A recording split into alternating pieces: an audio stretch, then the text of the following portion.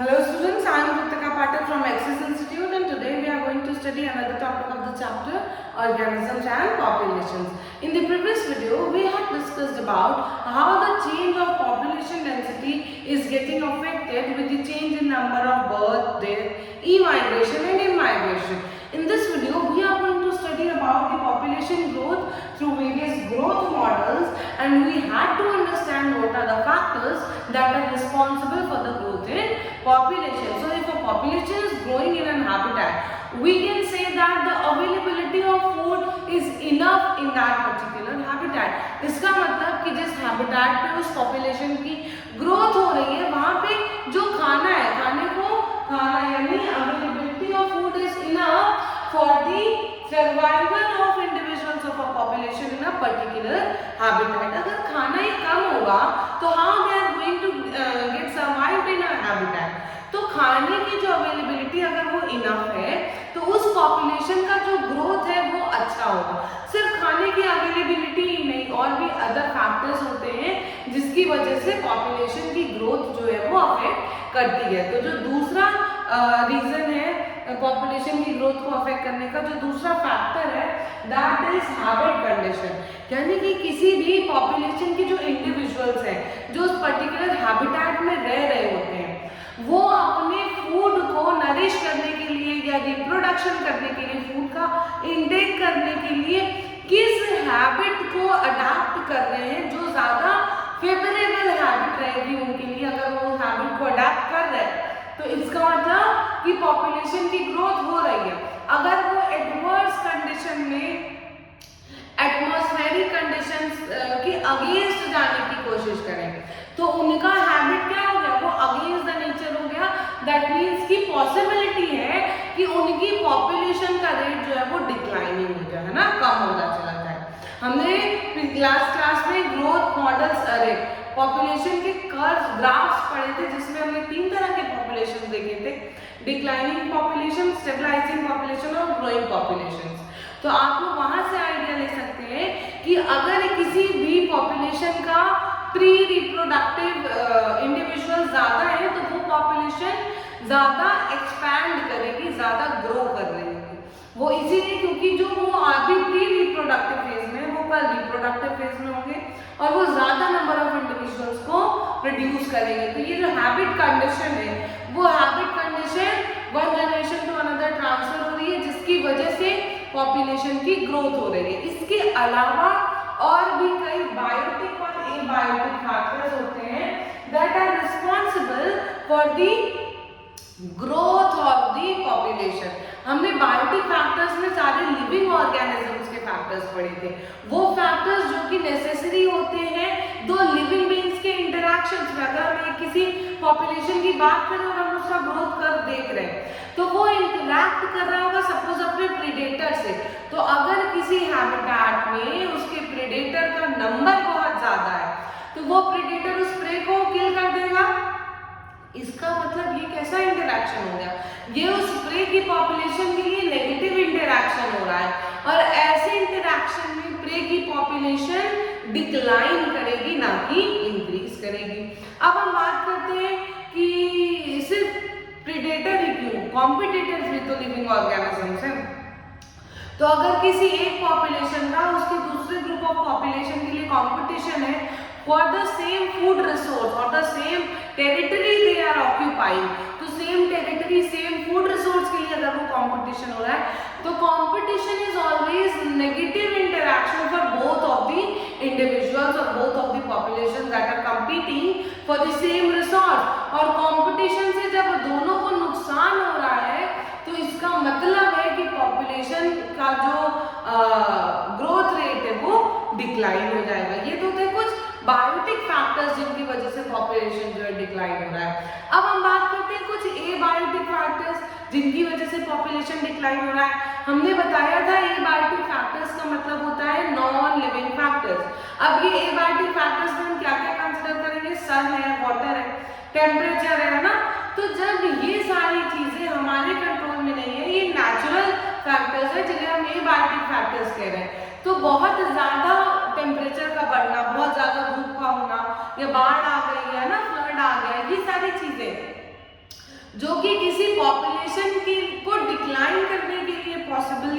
Favourable. अगर ये unfavourable है तो, अगर फेवरेबल है तो पॉपुलेशन ग्रोथ होगी, अगर अनफेवरेबल है तो पॉपुलेशन का ग्रोथ कर्व डिक्लाइन हो जाएगा, पॉपुलेशन डेंसिटी कम हो जाएगी। इसीलिए हम कह रहे हैं कि बायोटिक फैक्टर्स के साथ साथ एबायोटिक फैक्टर्स भी रिस्पॉन्सिबल होते हैं किसी भी पॉपुलेशन की ग्रोथ के लिए। तो हमें ये ग्रोथ मॉडल में दो तरह के कर्व पढ़ने हैं, एक है एक्सपोनेंशियल कर्व और दूसरा हमें सिग्मॉइड कर्व पढ़ना है। तो पहले हम एक्सपोनेंशियल कर्व को पढ़ लेते हैं। क्या लिखा हुआ है कि एक्सपोनेंशियल ग्रोथ तब होगी जब फूड और स्पेस दोनों अनलिमिटेड अमाउंट में प्रेजेंट होता है। क्या लिखा हुआ है कि इट इज प्रेजेंट या अवेलेबल इन सफिशिएंट अमाउंट। खाना यानी कि सर्वाइवल के लिए हमने अभी पढ़ा अवेलेबिलिटी ऑफ फूड होना चाहिए, और दूसरा मैंने क्या बताया था कि कंपटीशन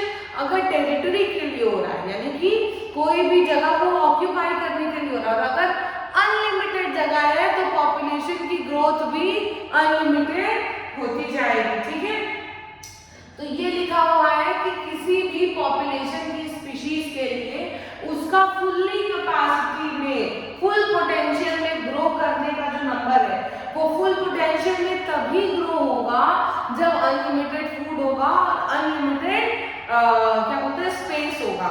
लेकिन आप जरा ये बात सोचो कि क्या ये अनलिमिटेड फूड और अनलिमिटेड स्पेस अर्थ पे प्रेजेंट है?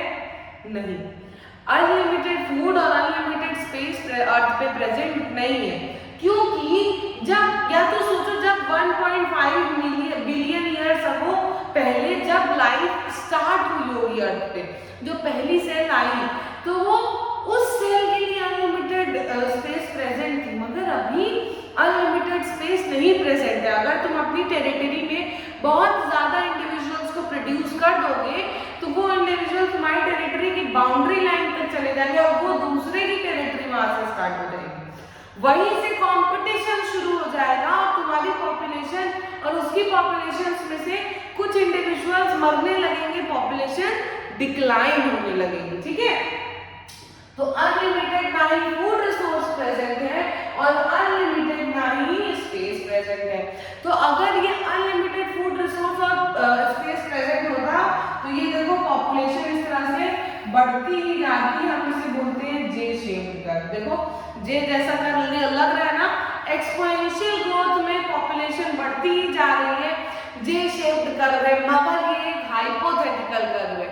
रियल में तो ऐसा नहीं होता है ना कि ये पॉपुलेशन लगातार बढ़ती ही जा रही है, रियल में ऐसा नहीं होता है, क्योंकि पॉपुलेशन का बढ़ना जो है वो अफेक्ट करता है किसी दूसरे पॉपुलेशन के फूड रिसोर्सेस को या फिर वो स्पेस, वो टेरिटरी जो वो ऑक्यूपाई कर रहे होंगे। तो हमें पता है कि हमारे प्लैनेट पे ना ही अनलिमिटेड रिसोर्स प्रेजेंट है और ना ही अनलिमिटेड फूड प्रेजेंट है, फूड रिसोर्स प्रेजेंट है, ना ही स्पेस प्रेजेंट है। इसीलिए जो शेप दे रही है इसको जे शेप कर्व को हम बहुत इनिशियल फेज ऑफ ग्रोइंग में, जब हमारे अर्थ में लाइफ स्टार्ट हो रही है तब ये कर्व सही होगा, मगर अभी के लिए ये कर्व सही नहीं है।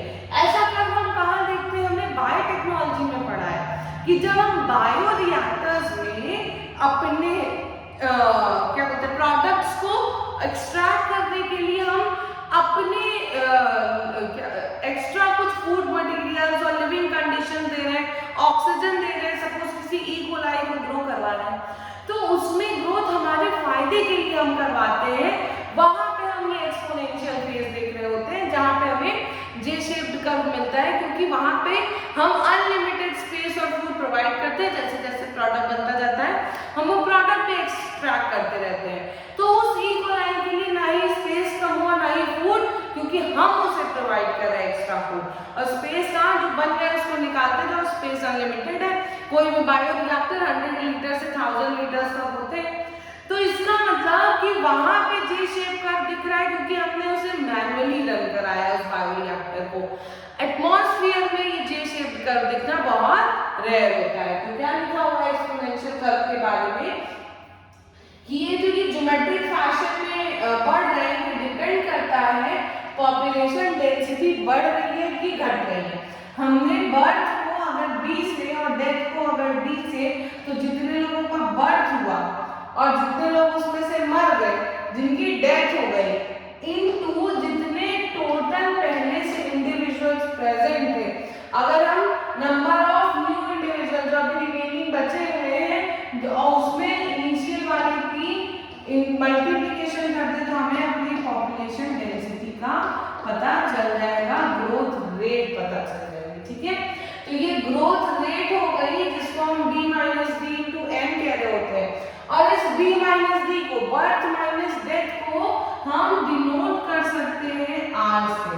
r इंटू एन हो गया। r को हम बोल रहे हैं ये एक इंट्रिंसिक फैक्टर है, intrinsic rate of natural increase, क्योंकि बर्थ भी नेचुरल है, डेथ भी नेचुरल है, तो ये जो ये इंटरनल चेंज इन पॉपुलेशन है, इंट्रिंसिक का मतलब होता है इंटरनल, तो ये नेचुरल इंक्रीज के जो इंटरनल रेट है उसको हम इनिशियल पॉपुलेशन डेंसिटी से अगर मल्टीप्लाई कर रहे हैं तो हमें क्या मिल जाएगा, हमें ग्रोथ रेट मिल जाएगी। तो ऐसे कुछ सिंपल क्वेश्चंस नीट आपसे पूछ सकता है न्यूमेरिकल्स के लिए, तो आपको बेसिक इसमें वैल्यूज पुट करनी है और अपना आंसर निकाल देना है। तो अब हमें एक बात करनी है कि जब हमने ये ग्रोथ रेट का मॉडल जो है वो चूज कर लिया, अच्छा ठीक है, dn by dt यानी कि चेंज पॉपुलेशन डेंसिटी में जो रेट ऑफ चेंज है उसको हम लोग r और n से डिनोट कर रहे हैं ना, r was the intrinsic factor, r मतलब b माइनस d होता है।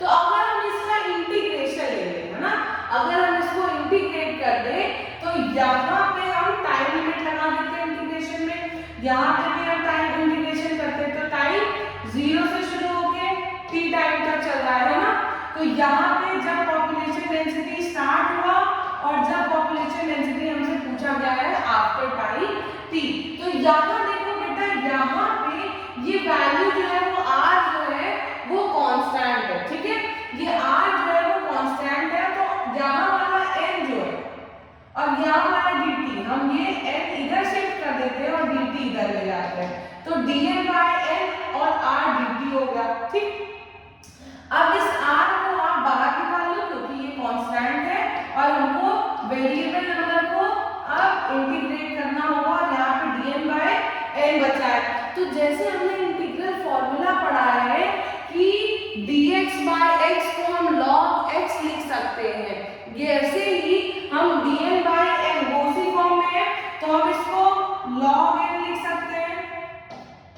अब यहाँ पे लिमिट लगा दो n0 और nt, ठीक है, ये n0 और nt हमने लिमिट लगा दी, ये रहा r जो कि कांस्टेंट है, और यहाँ पे देखो इस तरह से ये t और इसकी लिमिट क्या हो, 0 और t। अब देखो तुम्हें ये लिमिट, अपर लिमिट और लोअर लिमिट, इतना तुम लोगों ने फिजिक्स में भी पढ़ा होगा, तो अपर लिमिट और लोअर लिमिट इन दोनों को हम माइनस करते हैं, पहले अपर माइनस लोअर लिमिट होता है, तो हम क्या लिखेंगे, log nt minus log n0, क्योंकि ये हमारी लोअर लिमिट थी। ठीक है, अब इसी तरह से r तो इधर हो गया, यहाँ पे क्या बचा, t माइनस 0 हो गया। ठीक है, इतना हम लोगों ने अभी तक कर लिया। अब इसी तरह जैसे हमने ये याद करके रखा हुआ है फिजिक्स में कि dx by x log x होता है, log m minus log n log m upon n होता है। ठीक है, तो यहाँ पे देखो तुमको log m minus log n जैसा कुछ दिख रहा है, तो इसको तुम कैसे लिख सकते हो, log m अपॉन n, यानी कि हम इसको क्या लिख सकते हैं, log nt upon n0 is equals to 0 हटा देते हैं, इज इक्वल्स टू rt, क्योंकि 0 उसमें से माइनस भी होगा तो क्या t ही बचेगा ना, और t इंटू r क्या हो गया, rt हो गया। अब यहाँ जो बेटा log है वो इज इक्वल टू के इधर जाएगा तो वो एक्सपोनेंशियल में चला जाता है। ठीक है, वो यहाँ वाला log जब इज इक्वल्स टू के उधर जाएगा तो वो एक्सपोनेंशियल में चला जाएगा, और जो ये कांस्टेंट की रेट है वो उसकी पावर पे लग जाएगी, यानी इस तरह से ये एंटी लॉग में चला गया, एक्सपोनेंशियल में चला गया। अब ये n0 अगर हम इधर रख देते हैं, nt को इधर ही रखे रहने दो, n0 का यहाँ पे क्रॉस मल्टीप्लाई कर दो, तो n0 e की पावर पे rt। इस तरह से हम अगर इंटीग्रेशन किए, यानी कि आफ्टर टाइम t पॉपुलेशन की ग्रोथ रेट कितनी होगी, तो हम इस फॉर्मूले से पता कर सकते हैं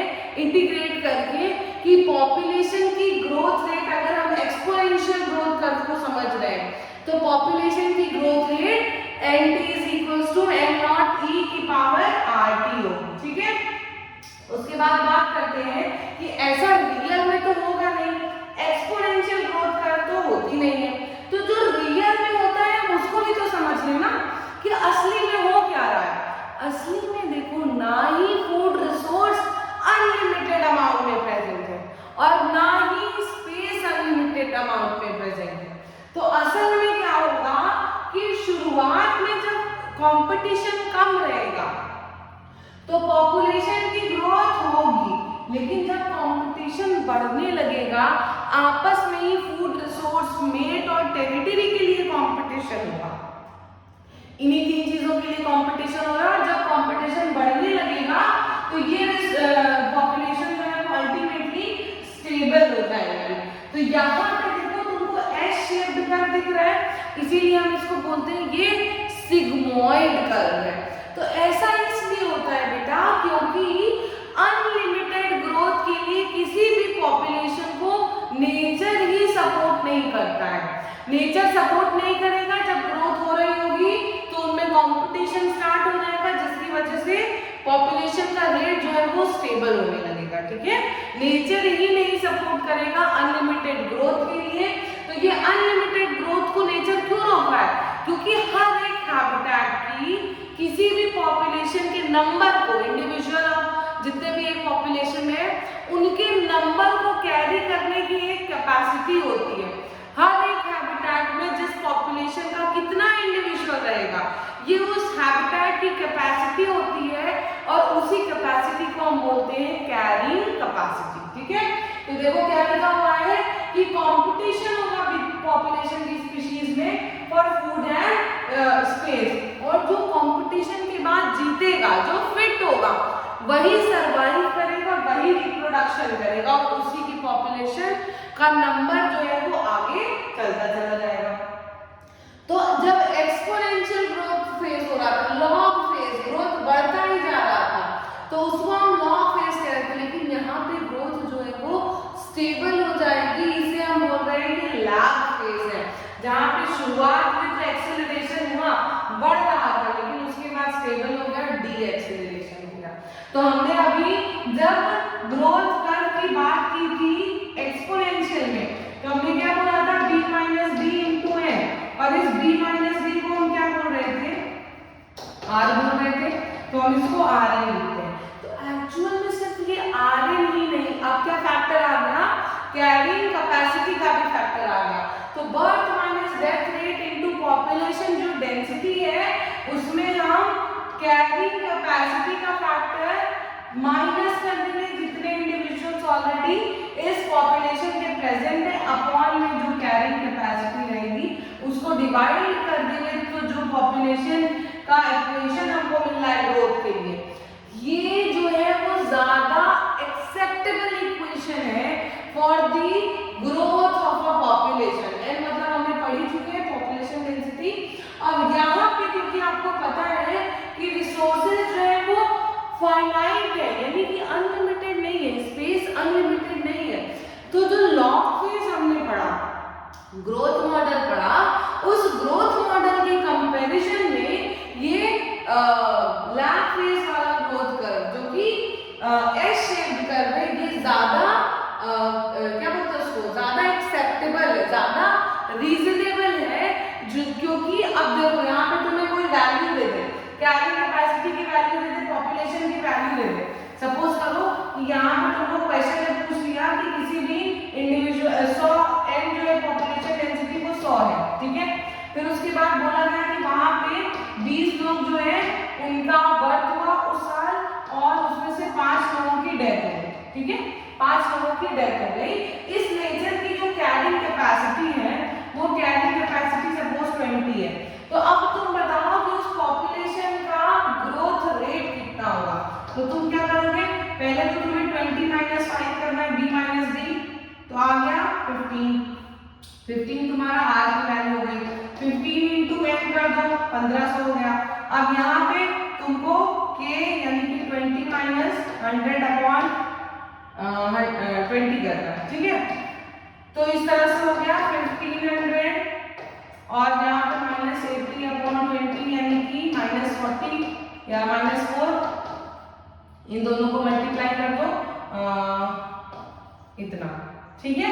तो ये तुम्हारी ग्रोथ रेट रहेगी जो पॉपुलेशन का कर्व बता रही होगी कि कैरिंग कैपेसिटी मैंने कम ले लिया, अगर ज्यादा मान लो यहाँ पे 200 लेनी होती कैरिंग कैपेसिटी की वैल्यू चेंज करते हैं तो वैल्यू पॉजिटिव में आ जाएगी, ठीक है। यहाँ पे 200 में से 100 गए तो बचे 100 और 100 अपॉन 0.5, ठीक है। तो यहाँ पे आपको 1/2 कर लेते हैं इनटू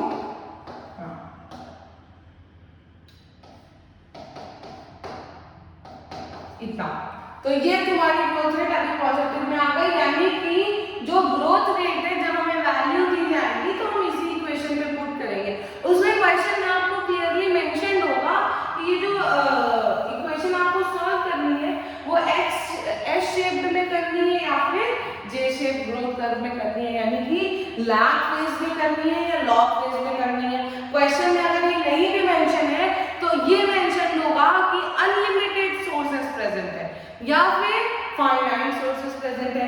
तो अब आप लोग आइडिया ले लोगे कि जब अनलिमिटेड की बात हो रही है तो आपको जे शेप वाला कर्व लगाना सिर्फ b - d * m करना है। जब कैरिंग कैपेसिटी की बात होगी तो आपको ये वाला इक्वेशन लगाना है और वैल्यू निकालनी है, ठीक है। इस तरह से ये क्वेश्चंस हो जाएंगे। और ग्रोथ मॉडल जो है इससे क्वेश्चंस बहुत आते हैं। एक बार तो नीट में यही क्वेश्चन आ गया था, सिर्फ इक्वेशन पूछी थी और ऑप्शंस उसमें बदल दिए थे। एक में n - k किया था, एक में n - k/n कर दिया था। तो अगर आपको इक्वेशन याद है तो आपको सिर्फ करेक्ट इक्वेशन को चूज करना था, ठीक है। एक बार इस e की वैल्यू